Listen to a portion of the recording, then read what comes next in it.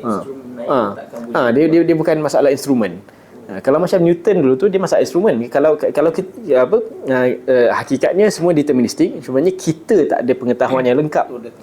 So kita pun improve lah kita punya instrumen lebih precise, lebih detail kan, lebih teliti kan, supaya kita dapat data yang lebih kan? Buat lagi komputer yang boleh simpan lagi banyak data kan, supaya nak lebih tepat kan. Tapi yang ni tak. No matter how precise you are, apa yang akan dapat is a probability function kan, probability function aja.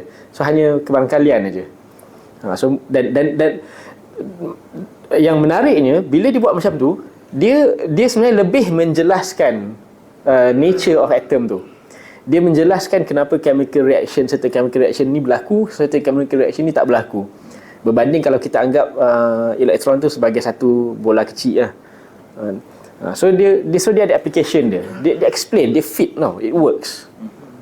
Dengan probability function. So kalau kita buka buku chemistry, kita akan nampaklah model atom tu kan, dia dah tak buat macam bulat-bulat tu lagi dah.